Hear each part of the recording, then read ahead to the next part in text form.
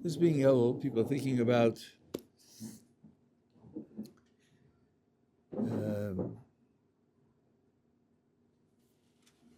what they're doing well and what they're not doing so well, and what direction they should move in and how they should improve, preparing for Rosh Hashanah and Kippur. But that's really the substance of the avoda, the service of HaKadosh Baruch Hu that's done at that time.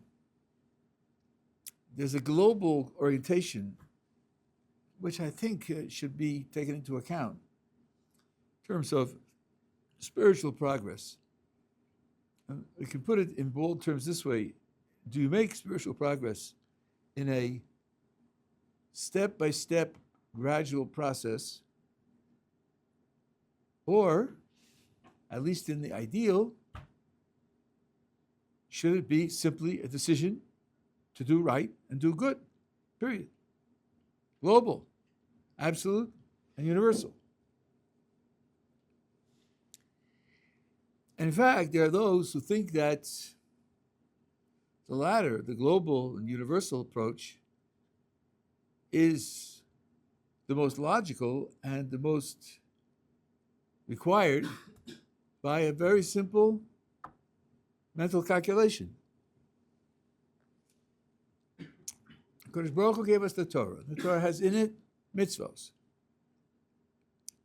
A mitzvah is a commandment, something that HaKadosh Baruch Hu commands us to do. And HaKadosh Baruch Hu creates us. And if HaKadosh Baruch Hu creates us and then creates a system of commands, and we're supposed to, it seems, fulfill those commands, since He created us with our capabilities, it must be that our capabilities are enough to fulfill those commands. Otherwise, there would be something short-sighted in the way that He created the world. To create a world with a system of commands and create a creature and say, these are your commands, and create him in such a way that he can't do them, is not a sensible plan. So it must be that we have the ability to fulfill all of the commandments. So spiritual progress, at least ideally, would be to fulfill that capacity that we all have. And that would mean just be good, do right, with no failures.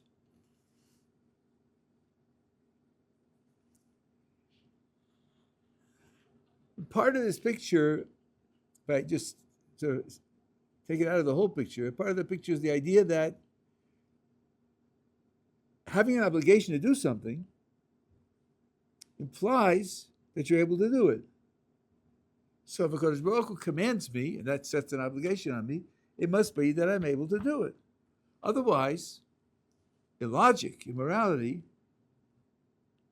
if you're really unable to do something, it's not right to say that you have an obligation to do it. The great modern philosopher Immanuel Kant made it into a slogan: ought implies can. To say that someone ought to do something implies that he's able to do it. So if he isn't able to do it, you can't say that he ought to do it.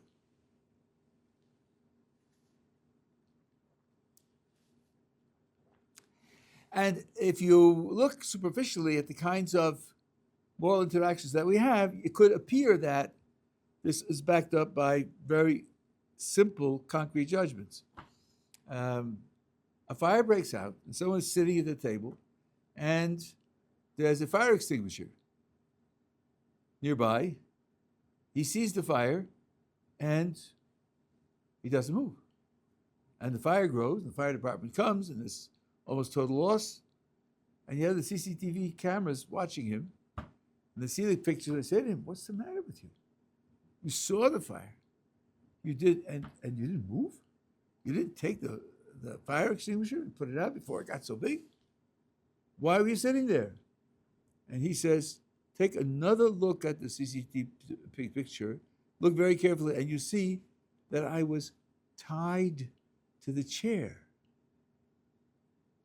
And the chair was cemented to the floor. I couldn't move. So they look more carefully at the picture, and you see a picture of cords, almost transparent, but there they are, cords binding him to the chair. And you look into the chair, and you see the legs sink into the concrete floor.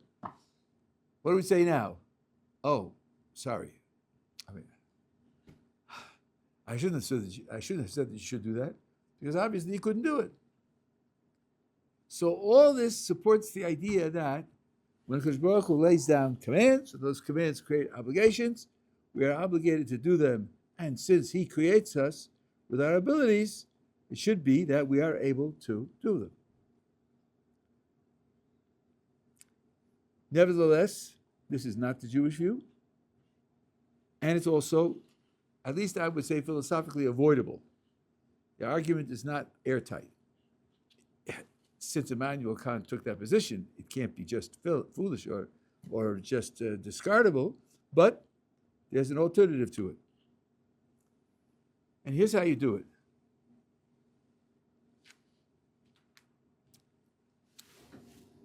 Yes, there's something wrong with saying you should have put out the fire and implying thereby that you're guilty. There's something wrong with that. But there are two different ways to diagnose what's wrong. One way is the way that we said. If he couldn't do it, then he had no obligation to do it, so you shouldn't say that. But there's another way to say it. No, you are obligated to do everything right. The question is, if you fail to do what's right, what consequences should there be? And here's where you say, if you weren't able to do what's right, then there shouldn't be any negative consequences. You shouldn't be condemned, you shouldn't be penalized, you shouldn't be punished, you shouldn't be criticized. But that doesn't mean there wasn't an obligation. It just means that, in this case, failure to fulfill the obligation shouldn't have any negative consequences. You don't have to say there was no obligation. And indeed, other philosophers who disagree with Kant take that position. And I think that it's clear that the Torah also takes that position, and I'll show you why. Let's take a concrete case. Let's apply Kant's point of view to the position and our point of view to the position, and see if we can find out what in Gemara language we call a nafkamina, some difference in practicality between the two of them. So, Reuven borrows money from Shimon. And when he borrows it, he has collateral, and he sets a date in which it should be paid back, and he has a job, he has an income, and it's a perfectly responsible loan. But then things start to go wrong. He loses his job, and one of his parents is ill, and the expenses are very, very heavy. And there's an accident in his house, and it needs to be repaired. Otherwise, his children's health is in danger. Comes to the end of the period of time he's supposed to pay the loan. He hasn't got the money to pay the loan. He just hasn't got it. He can't repay the loan. He's not able to repay the loan. So what now will Kant say about his obligation to repay the loan? Well, if he can't do it, he's not obligated. The only obligations that are genuine are ones which you have ability to fulfill. From our point of view, he does have an obligation to pay. It's just that when he doesn't pay, he shouldn't suffer any bad consequences because it was things that that were beyond his control, beyond his ability to anticipate. He's not guilty of any bad character or any bad decisions, but he still has the obligation. Now here's the difference. I'm looking at Reuven and I'm thinking, Shimon lent him money and Reuven's not paying it back. I could make it up. I have the resources to make it up. I could give money to Reuven and extend the loan for 5 years. Should I do that? Is there any reason for me to do that? Is there any moral benefit in doing that? Well, let's look at it from Kant's point of view. Reuven's not paying the loan. He has no obligation to pay the loan. Since he has no obligation to pay the loan, nothing's wrong. The world is perfect. The moral record of everybody in the world is perfect. No one is failing to do something that he ought to do. So why should I give him the money? On the other hand, if you take our point of view, he owes the money. And he has an obligation to pay it. And although no one's going to criticize him and there won't be any penalties, he still owes him the money. So if I give Reuven the money and he pays it to Shimon, I've enabled Reuven to pay his loan. I've enabled Reuven to satisfy his obligation. That's a moral step forward. That's a moral profit. So on our point of view, I have a moral reason for enabling him, so to speak, reestablishing his obligation by giving him the money. That would be what Kant says. I have a reason to enable him to pay because he owes the money. So now, if you'll ask in Jewish terms, when someone has a mitzvah that applies to him and he's not able to fulfill it, is it a Jewish rule that those who have the ability to help him fulfill the mitzvah should help him do it or not? And the answer is absolutely yes.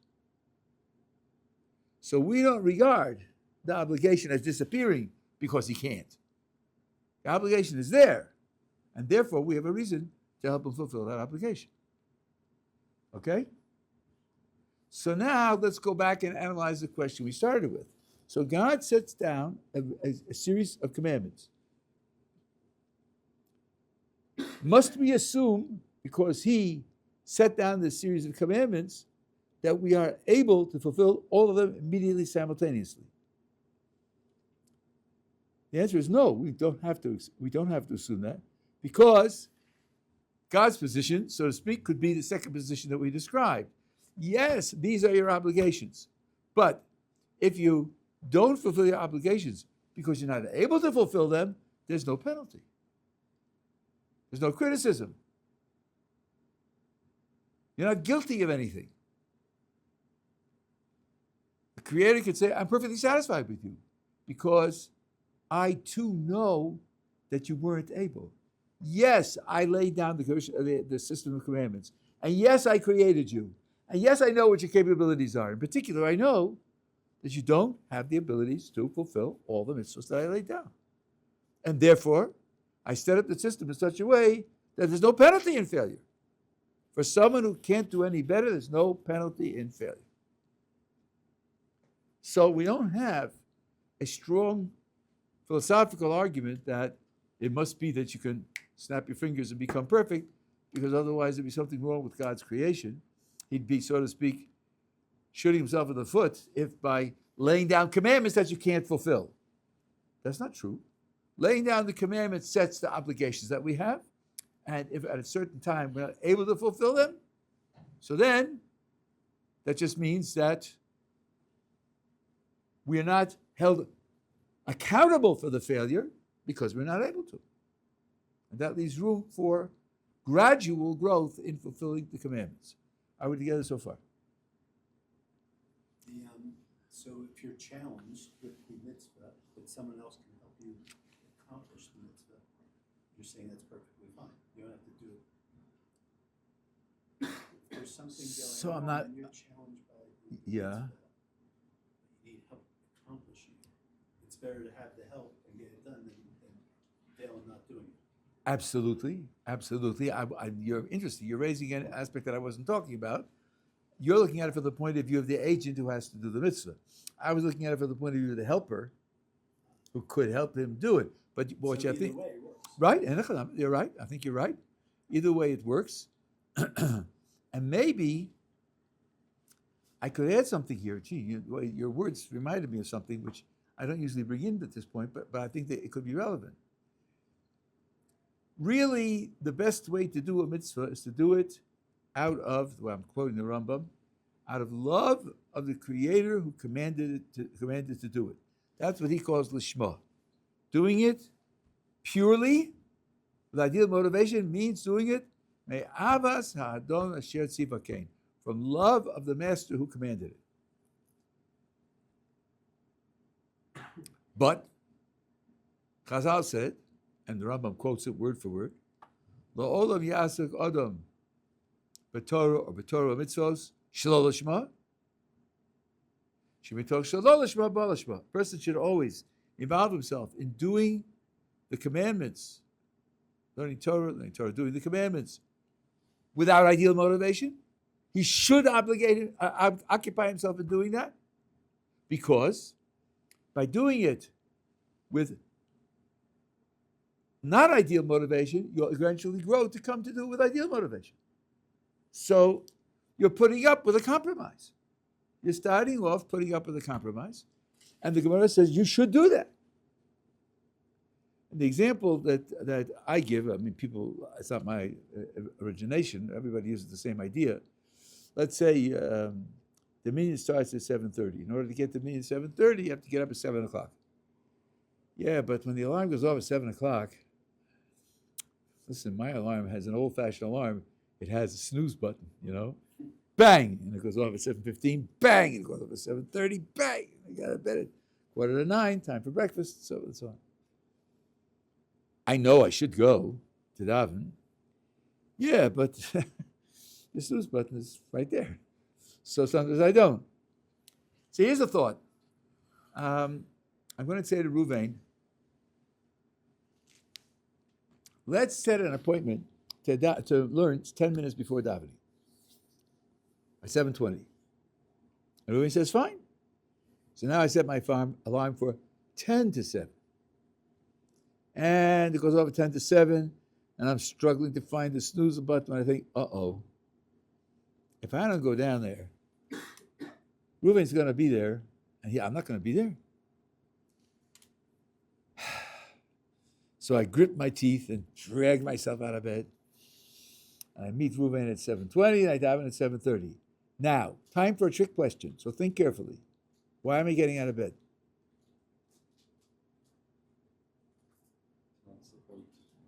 Don't want to disappoint Ruvain. That's not a completely correct answer. Serving Hashem. Then why did I need Ruvain? You're helping each other. Who's helping each other? If I'm doing it strictly because I'm serving Hashem, then I would have gotten up at 7 o'clock and gone to the minyan at 7:30. So, figure it out. Why am I getting out of bed? What's motivating me to get out of bed? Two things together are motivating me to get out of bed.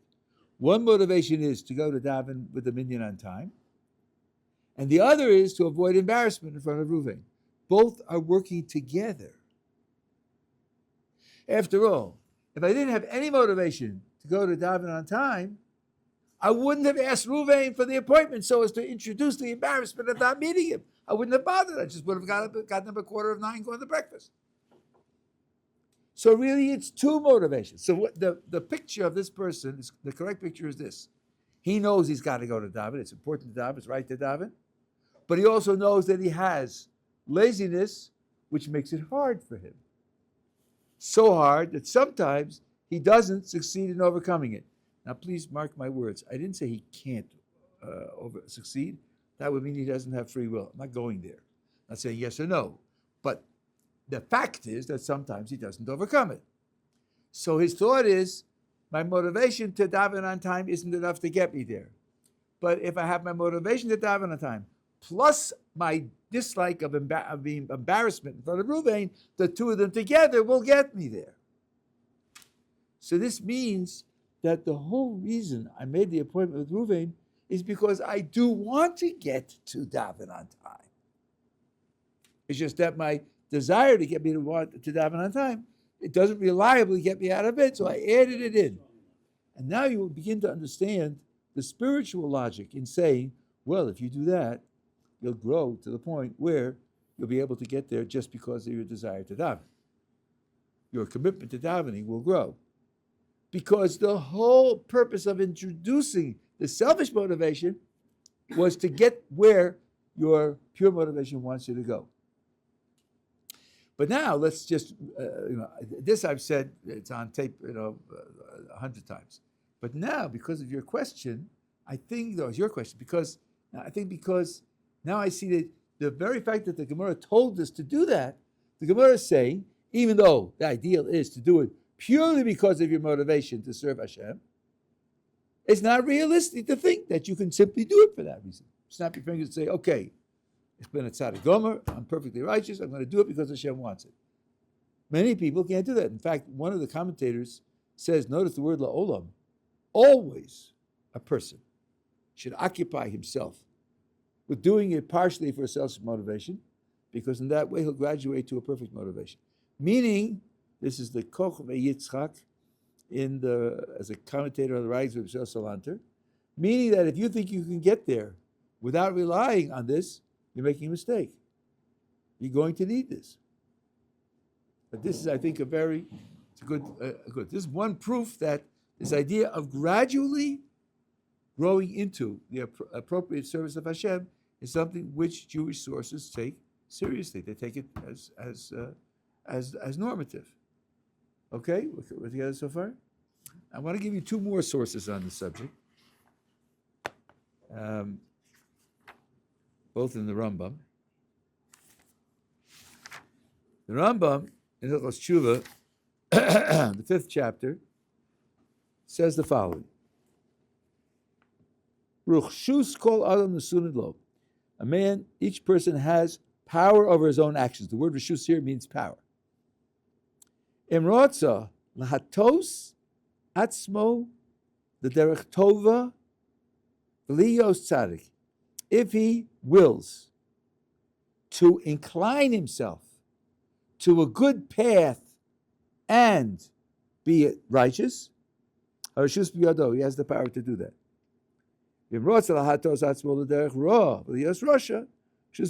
he wants to incline himself to an evil path and become wicked, the ability is in his hand. Now, why does the Rambam talk about this complex procedure? To incline himself to a good path and be righteous. We're talking about free will. Why not simply say, since you have free will, you can be righteous? What do you need a path for? And not only a path, but you incline yourself to the path and be righteous. Because it isn't I'll be righteous. That's just not practical. And that being the case, he's describing a process here. With your free will, you can initiate a process. But the very fact that he describes a process means that he's taking for granted that telling a person just exercise your free will to be perfect is not the way it's done. That's not the way that the process operates. That's one example in the Rambam. And the other example in the Rambam is Hilchos Deos.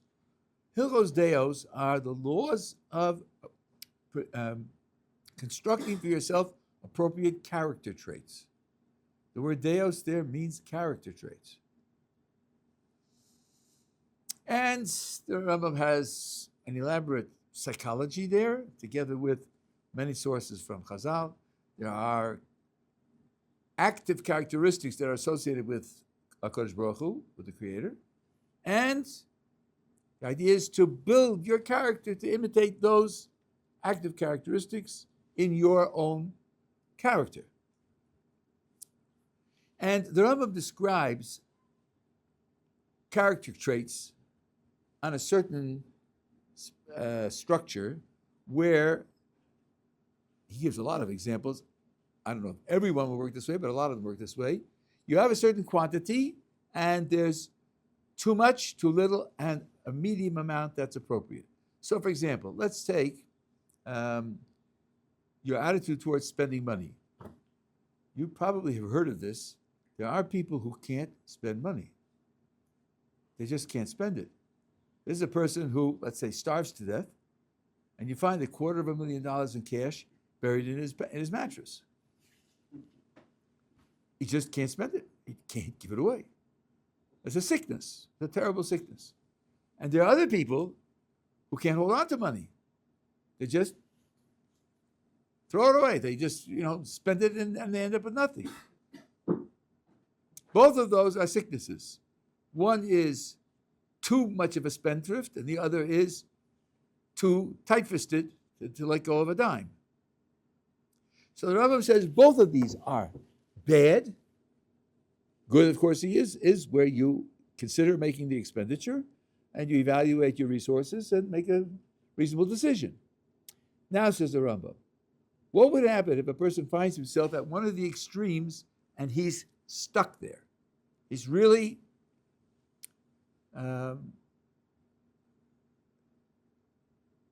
he doesn't. That's his orientation, and that's his natural instinct, and that's his natural reaction, and he's stuck there. And now he knows it's wrong. He knows it's bad. What should he do to cure himself? So the Rambam says the first step is to start acting out the other extreme. Start acting out the other extreme. By doing that, he can hopefully break the hold on his character of being in the first extreme. Once he does that, then he can gradually move to the middle where he belongs. So let's take the person who can't spend anything. You have to somehow get him to force himself to give away everything. Every nickel is a struggle, but don't go to sleep with money in the house. Don't go to sleep with money in the house. Get rid of it all. It's a terrible struggle. He's acting in a way that's opposite to his character. And then, after a while, that character will weaken and get to the point where he can start working on taking up the middle position. Now, let's think what's going on here. He's in the tight-fisted mode, which is bad, and the Rambam says to him, behave in the spendthrift mode, which is also bad. He's going from one extreme that's bad to the other extreme that's bad. Is that progress? Why doesn't he simply say, go from the extreme to the middle where he belongs? But he doesn't. Because that's the way in which you cure this problem. By the way, the Rambam starts this chapter, it's chapter 2, paragraph 2 in the Hilchos Deos. He says, people who have physical sickness, their perceptions change. They think that the sweet is sour, the sour is sweet. They think the good is bad, the bad is good. They can't trust their judgment. And therefore you have to go to physicians who can prescribe a remedy, because for them to trust their own judgment for a therapy would be to use a prejudiced judgment in order to try to solve your problem. You're not going to be able to succeed. And he says people who have bad character traits have sick souls. And since they have sick souls, they have to go to the doctors of the soul. And the doctors of the soul will tell them how to cure their sickness. And then he gives this example. I don't know, if the Rambam hadn't written it, I don't think I would have thought it up. And somebody else had said it, I don't think I necessarily would have been convinced. Now the key takeaway here is that you go from bad to bad, and then gradually flow back to good, which means just deciding to go to good is not what the doctors of the soul would have you do. So now we have 3 different places where you see the idea of gradual development. Now the question arises, how do you prescribe the gradual development? And for this, for most people, I guess it's probably for everybody, first of all, you have to have priorities, because an honest person will say, how many different areas do I need to make progress? Last count, I think it was 47. And he certainly hasn't got the strength, the ability to work on all of them simultaneously, certainly not with equal strength. So you have to set priorities. Well, how do you do that? How do you decide what's more important and what's less important? And then within each one, how do you set the gradual progress, the program of gradual progress? So now I want to, for the first question, I just want to recommend that this is something that's very hard to do on your own. The natural thought would be, let's just take 2. Let's take keeping Shabbos or making blessings before I eat. So you say, Rabbi, that's a no-brainer. Come on. Shabbos is biblical, and a person willingly and publicly violates it. It's a capital crime. And it's one of the 10 commandments at Sinai, 10 pronouncements at Sinai. Shabbos is a big deal. And blessings before you eat are rabbinic. Of course you should keep Shabbos first. That's not necessarily true. Because, going back to the same theme we ended 90 seconds ago, maybe he's not able to keep Shabbos. So he's not able, and you tell him, start with Shabbos, you're just projecting him into failure. And he'll end up with no progress at all. You have to make the priorities to what is possible for him. In this respect, I'll tell you a story. This took place, I guess, 50 years ago. There was a young girl, 14 years old, who decided she wanted to keep Shabbos. Her family was not religious at all. And her parents said to her, you will not keep Shabbos in our house. Not just that we won't keep Shabbos to please you, you will not keep Shabbos. So she wrote to one of the important rabbinic decisors of the time. I know who it is, but I don't want to say because I don't know whether he would want to publicize it. And he wrote back and said, don't keep Shabbos. Now why? Not because your parents haven't got the authority to tell you not to keep Shabbos. They certainly don't. No one has the authority to tell you violate any law of the Torah. But if you set up a fight between a 14-year-old girl and her parents, it's very, very likely the parents are going to win. So this is not an investment in her future. I saw this when I was becoming religious in university. We had a small group of students who were trying our best to experiment with this and learn and grow. And one of the students, his parents found out that this was going on. They took him out of university.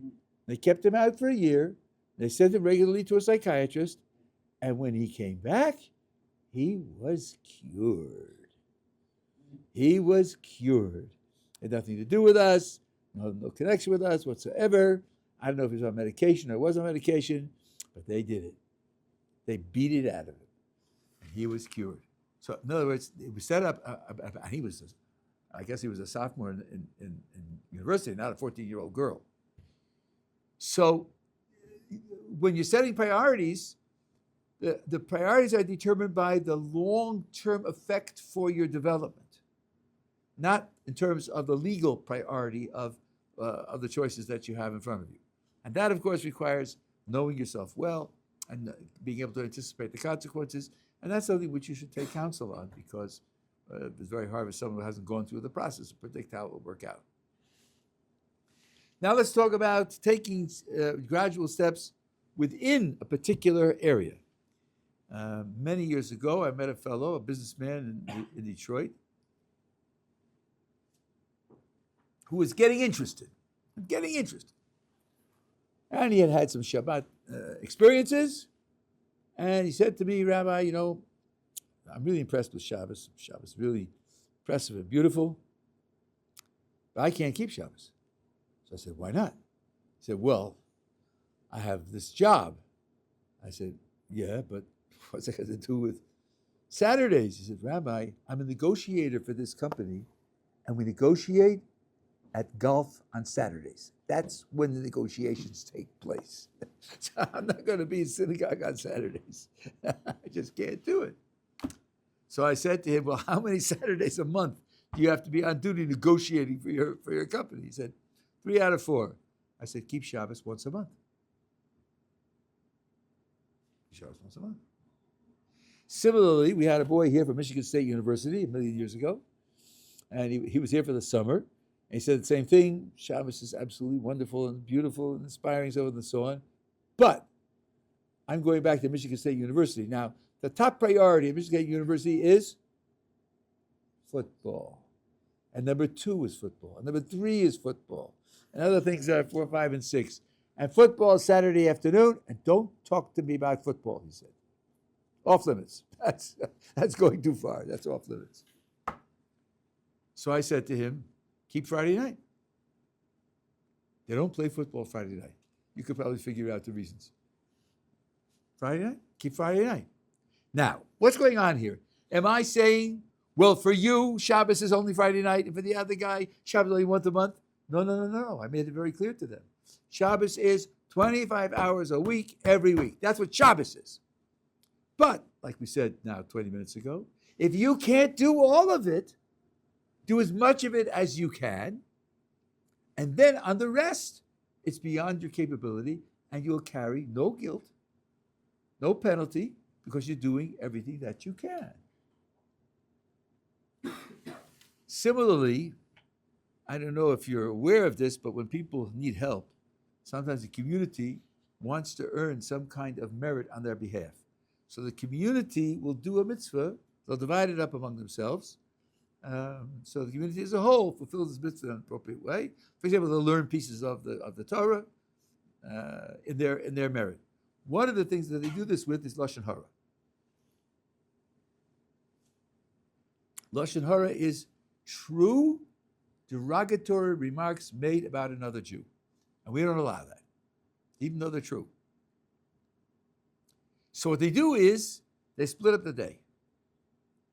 So can you take 2 hours a day to be careful not to speak Lashon Hara and give merit to this person? And I say, sure, I'll take 2 a.m. to 4 a.m. No, okay. I realize that's not a contribution. I'll take 2 p.m. to 4 p.m. Okay. 2 p.m. to 4 p.m. Those are my 2 hours. I get a call at 3:45. Did you hear about Philip? Yeah. Phil, could you call back at 4:15? Because then my hours are over. Then I'll about here at 4:15. Now, some people would say, are you joking? What kind of foolishness is this? This is a commandment from the Creator who said not to do this. And I said, you're right. It's a commandment from the Creator not to do it. I just can't live up to it. I just can't. 2 hours a day I could do. But to undertake not to be guilty of Lashon Hara 24/7, 365, I can't do it. And I might be right. If I'm wrong, I'll speak about that in a moment, but I might be right. In which case, I'm doing everything I can do. And I'm doing everything I can do. Then, like at the beginning, I said, the rest of it, where I can't do more, I'm not guilty. The obligation's there, but I'm not guilty for failing because I couldn't do more than that. So this is how you work up to a commandment in a piecemeal fashion. Everybody does this. Like Tosh my boss, came out of what you said. It's very, very important. Everybody does this, and that's what progress in life is about. Take kashrus. Many people tell me, look, I started, Rabbi, with pork and shellfish. I decided no pork and shellfish. That's good. They're both treif, and he's not eating it that way anymore. Or I decided on Shabbos I'm not going to eat treif. Or what's very common is I rent an apartment with friends. I control my own diet there, but socially, I can't handle it. I just can't handle it. Yeah, I could bring a paper bag to the barbecue and eat tuna fish sandwiches, but I can't be the only one there eating tuna fish sandwiches. I can't do it. So I've decided to keep kosher at home. And the person who says, but you're a hypocrite because you're keeping kosher at home because you believe that this is what the Creator wants you to do, and then you're allowing yourself to eat treif at the barbecue. That doesn't mean he's a hypocrite. So let's get this under the dam here. What is a hypocrite? Is a hypocrite a person who says, I believe in X but doesn't live up to it? Is that the correct definition of a hypocrite? No, it is not. The correct definition of a hypocrite is someone who says, I believe in X and isn't making an appropriate effort to live up to it. He's a hypocrite. If he really believed that it was wrong, he would be making an effort to try to avoid it. But not succeeding, that doesn't make a person into a hypocrite. So when the person says, I'm keeping kosher at home, that's perfectly appropriate. This kind of gradual approach is built into the system of mitzvos because that's the way in which HaKadosh Baruch Hu created us. Now, having said all of this, and by the way, I picked up this general methodology by interacting with my Rabbi Zatzal over a period of years, and I once checked with him about this. I said, seems to me, from what I've observed from you, that this is the way you approach spiritual progress. And he said, yes, with one exception. Oh, well, I hadn't thought of an exception, so I saw that I had something to learn. With one exception, he said, Rosh Hashanah to Yom Kippur, for those 10 days, there you should resolve to be perfect.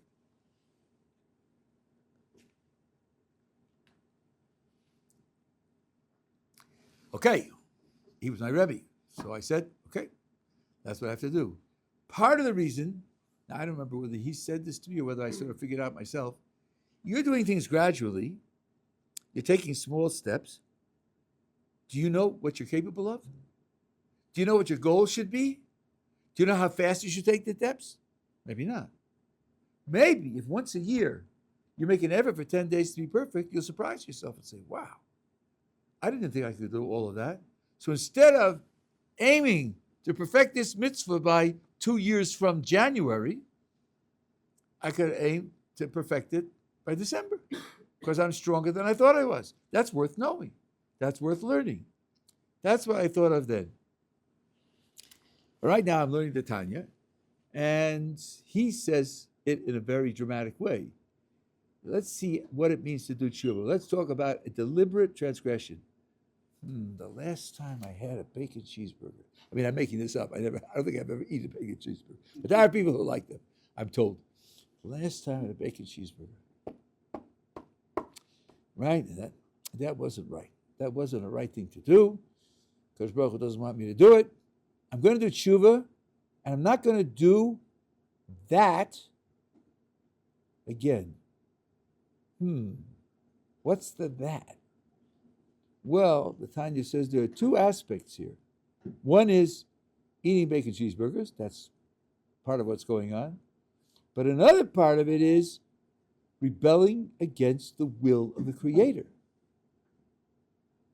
He said no. And I said yes. Now ask yourself, what would it mean to do tshuva on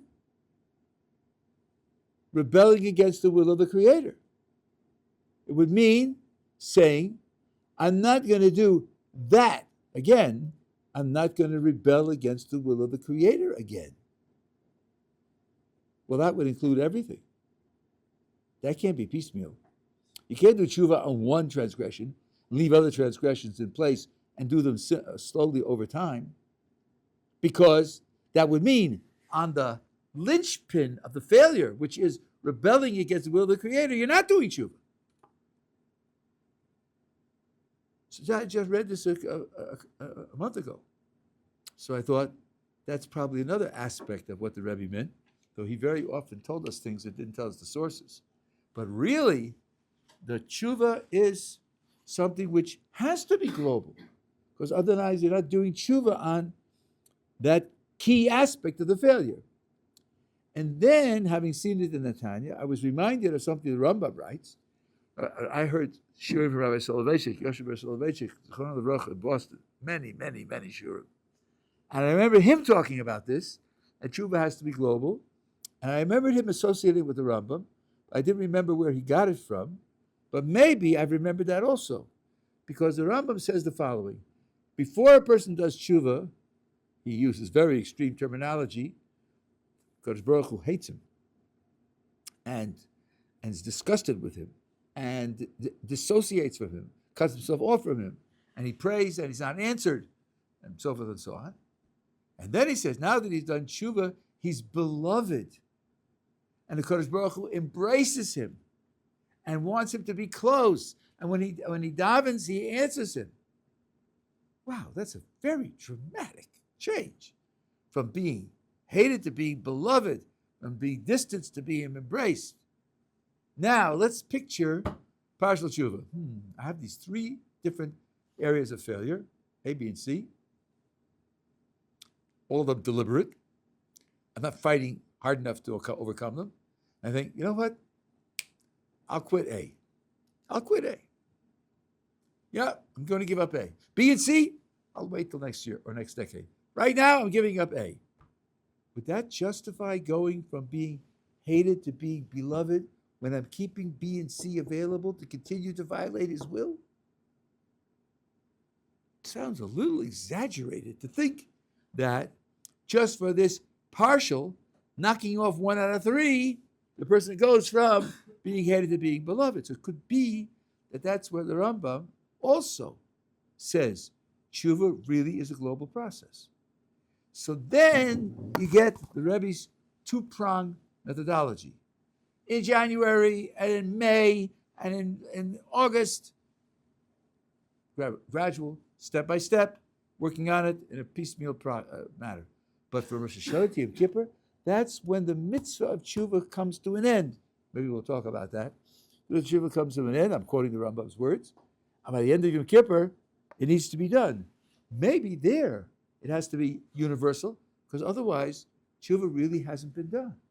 So for those 10 days, you shoot for being perfect.